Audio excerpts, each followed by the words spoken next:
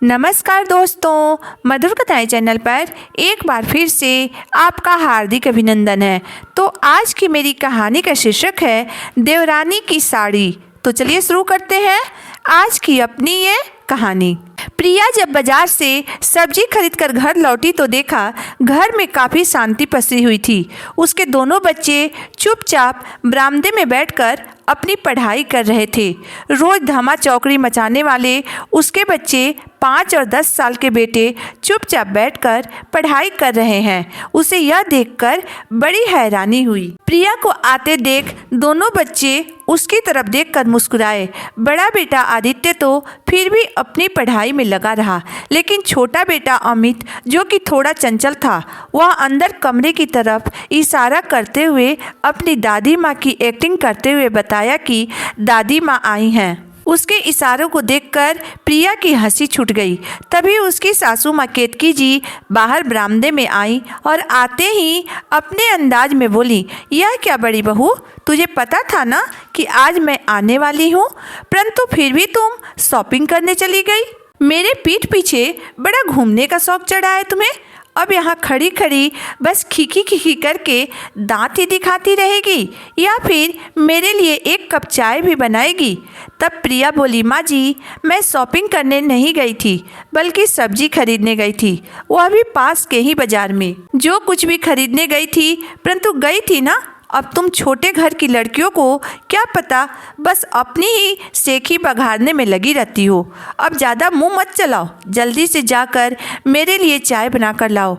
उनकी बातें सुनकर प्रिया फट से अंदर गई और सामान रखकर रसोई में पहुंच गई। अभी चाय बनाने के लिए पानी गैस पर चढ़ाई ही थी कि तभी उसकी सासू माँ की आवाज़ आई, अरे बड़ी बहू, बाहर कुर्सी भी लेते आना, मैं तो यहाँ बाहर बरामदे में ही बैठूंगी।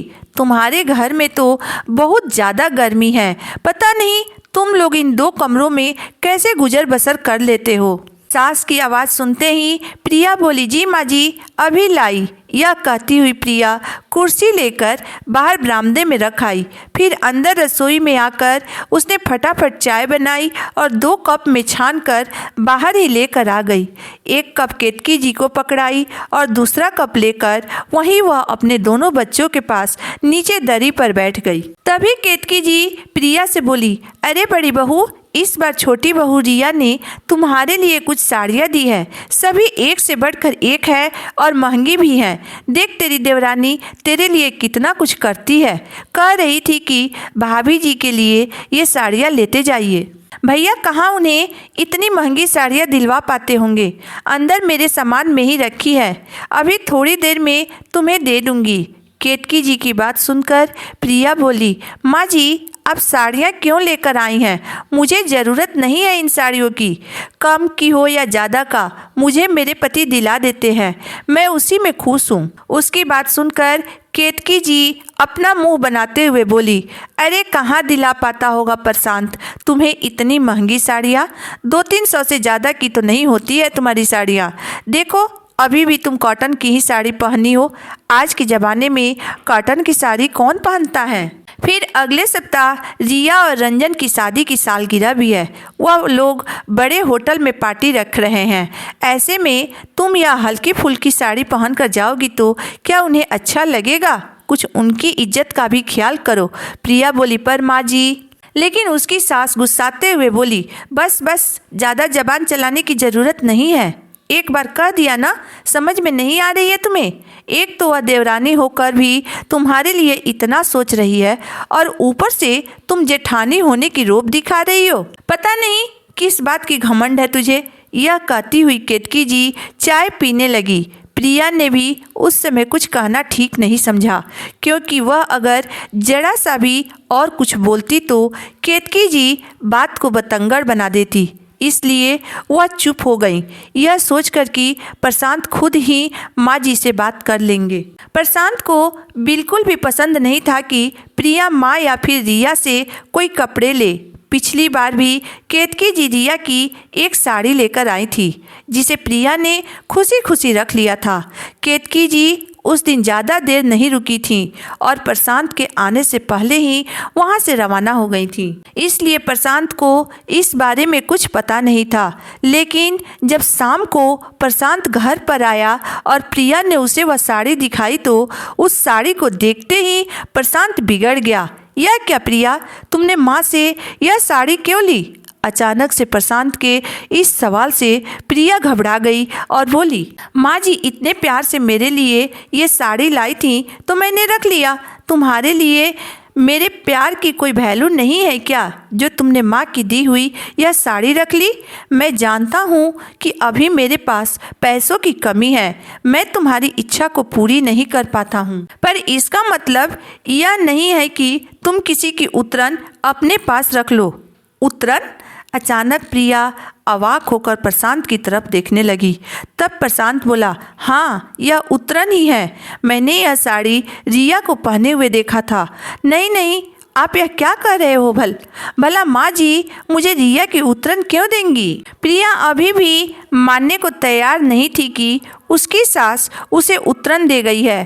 तब प्रशांत बोला, मैं तुमसे ज़्यादा अपनी माँ को जानता हूँ, वह कभी भी तुम्हें खुशी खुशी कुछ नहीं देगी।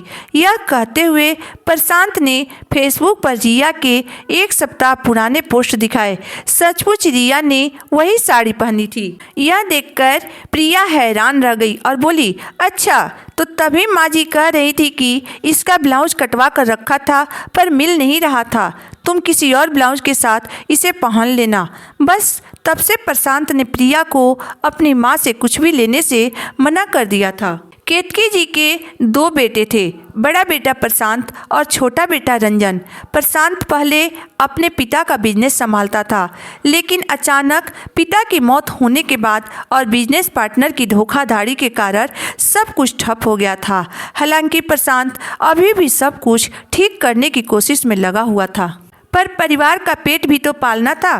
केतकी जी भी अब उसे हमेशा कुछ न कुछ सुना देती थी, बल्कि यूँ कहो कि वह अब उस पर अपना एहसान जताती थी कि क्योंकि वह उनके पति का बिजनेस संभालता था, इसलिए प्रशांत छोटी मोटी नौकरी करके अपना और अपने परिवार का पेट पालने लगा। वहीं छोटा भाई रंजन इंजीनियर बन गया और अच्छा खासा कमाने लगा। प्रशांत की शादी प्रिया के साथ हुई थी, जो खुद एक मध्यम वर्गीय परिवार की बेटी थी, इसलिए शादी में ज़्यादा दान दहेज भी नहीं मिला था उसे। इस बात को लेकर केतकी जी हमेशा प्रिया से गुस्सा ही रहती थी और अब प्रशांत की छोटी मोटी नौकरी के कारण केतकी जी को पूरा मौका मिल गया था प्रिया को और परेशान करने का। लेकिन रंजन की पत्नी रिया अमीर घराने की बेटी थी और अपने साथ काफ़ी दहेज लेकर आई थी। ऊपर से रंजन की इतनी कमाई उसकी पत्नी रिया और माँ केतकी जी को इस बात का बहुत घमंड था और यहीं से दोनों बेटों में भी भेदभाव और ज़्यादा शुरू हो गया। केतकी जी जहाँ रंजन और रिया की तारीफ करते हुए नहीं थकती थीं, वहीं प्रशांत और प्रिया में कमियां निकालने से कभी रुकती नहीं थीं। लेकिन उसके बावजूद भी प्रशांत और प्रिया अपने परिवार के साथ खुश थे। पहले सब लोग एक साथ एक ही घर में रहते थे, लेकिन केतकी जी के दोनों बेटों में भेदभाव करने के कारण प्रशांत ने अपने परिवार के साथ छोड़ दिया और अपने पिता द्वारा बनाए गए इन 2 कमरों के मकान में शिफ्ट हो गया, जबकि केतकी जी अपने छोटे बहू बेटे के साथ उस बड़े से मकान में ही रहीं। हालांकि वह मकान भी उनके पति द्वारा ही बनाया गया था। खैर, शाम को जब प्रशांत घर पर आया तब केतकी जी बाहर बरामदे में ही बैठी हुई थी। उसे देखते ही वह अपनी साड़ी के पल्लू से खुद को हवा करते हुए बोली, अरे प्रशांत, तू आ गया बेटा, कैसे रहता है इस घर में? मेरी तो यहाँ गर्मी के कारण जान निकल रही है। वह तो मैं वापस चली जाती, लेकिन अगले सप्ताह रंजन और रिया की शादी की सालगिरह है, वह भी बड़े होटल में। बस तुझे यही बताने के लिए रुक गई हूँ, बस अब थोड़ी देर में चली जाऊँगी। प्रशांत केतकी जी की बात सुनकर बोला, माँ 1-2 दिन यहाँ मेरे पास भी रुक जाती तो मुझे बहुत अच्छा लगता। तब केतकी जी अपना मुंह बनाते हुए बोली, अरे मुझसे नहीं रुका जाएगा इस 2 कमरों के मकान में, कितनी गर्मी है यहाँ, ऊपर से एसी भी नहीं है। तू एक काम कर, मेरे लिए कैब बुक करवा दे, मैं अभी कैब से चली जाऊंगी। प्रशांत जानता था कि केतकी जी उसके घर नहीं रुकेंगी, इसलिए उसने अपना मोबाइल निकालकर कैब बुक कर दिया। केतकी जी अपना सामान लेने अंदर गईं। इतने में प्रिया बाहर निकलकर आई और धीरे से बोली, सुनिए जी, माँ जी फिर मेरे लिए कुछ साड़ियाँ लेकर आई हैं। प्रशांत ने प्रिया की तरफ देखा तो प्रिया बोली, मैंने माँ जी को मना कर दिया था पर वह सुन ही नहीं रही हैं, उल्टा मुझे ही सुनाई जा रही हैं। अब आप ही संभालिए अपनी माँ को। इतने में केतकी जी अपना सामान लेकर बाहर आ गईं। उन्हें देखते ही प्रशांत बोला, माँ, जाते हुए अपनी लाई हुई साड़ियाँ भी साथ लेकर जाना, प्रिया यह साड़ी नहीं पहनेगी।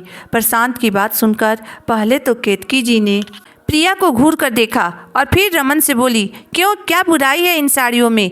एक से बढ़कर एक महंगी साड़ियाँ हैं। इसने तो कभी देखी भी नहीं होगी ऐसी साड़ियाँ। इसने ऐसी महंगी साड़ियाँ नहीं देखी तो कोई बात नहीं, जब मेरी क्षमता होगी तो मैं इसे दिला दूंगा, पर अभी मेरी हैसियत नहीं है इसे ऐसी साड़ियाँ पहनाने की, इसलिए आप यह साड़ियाँ वापस लेकर जाइए। प्रशांत ने अपनी बात कही तो केतकी जी गुस्साते हुए बोली, क्या हमेशा लकीर का फकीर ही बना रहना चाहता है? खुद तो कुछ ढंग का कमाता नहीं है, ऊपर से हमको भी शर्मिंदा करता है। अब अगले हफ्ते रंजन और रिया की शादी की सालगिरह है, वह भी बड़े होटल में, कितने बड़े बड़े लोग आएंगे वहाँ, उसमें यह ऐसी साड़ियाँ पहन कर आएगी तो क्या इज्जत रह जाएगी हमारी उन लोगों के सामने। अरे मैं तो बच्चों के कपड़े भी लाना चाहती थी, लेकिन उनके बच्चों के कपड़े मेरे बच्चों के लिए छोटे थे। सही कहा न माँ? प्रशांत ने कहा तो केतकी जी झेप गईं, जैसे उनकी चोरी पकड़ी गई हो। पर प्रशांत ने बोलना जारी रखा, मेरा परिवार किसी का उतरन पहनने के लिए नहीं है माँ, मेरे पास कम है लेकिन जितना भी है हम उसमें खुश हैं। आइंदा आप जब भी यहाँ आओगी तो अपनी छोटी बहू की उतरन लेकर नहीं आओगी। अरे उतरन है तो क्या हुआ, इसने तो सपने में भी ऐसी साड़ियाँ नहीं देखी होगी, लेना हो तो लो यह साड़ियाँ, नहीं तो सालगिरह के पार्टी में आने की ज़रूरत नहीं है तुम लोगों को। मैं नहीं चाहती कि तुम्हारी वजह से हम लोगों को शर्मिंदा होना पड़े। केतकी जी अपनी धुन में बोलते गईं, परंतु प्रशांत अपनी माँ की बात सुनकर बिल्कुल हैरान था। भला एक माँ अपने ही बच्चों में इतना ज़्यादा फर्क कैसे कर सकती हैं? उसे अपनी माँ से ऐसी उम्मीद बिल्कुल नहीं थी। आखिर प्रशांत बोला, ठीक है माँ, दरवाज़ा खुला है, आप जा सकती हैं। माना कि आपका छोटा बेटा बहुत कमाता है, पर स्वाभिमान तो मेरा भी है ना, हम आपको शर्मिंदा करने के लिए सालगिरह के पार्टी में नहीं आएंगे। इतने में कैब आ गई। प्रशांत की बात सुनकर केतकी जी अपना पैर पटकती हुई बाहर निकल गईं। अगले हफ्ते रंजन और रिया की शादी के सालगिरह की पार्टी में प्रशांत के परिवार से कोई नहीं गया। आखिर उनके परिवार को उनकी गरीबी से शर्मिंदगी जो महसूस होती।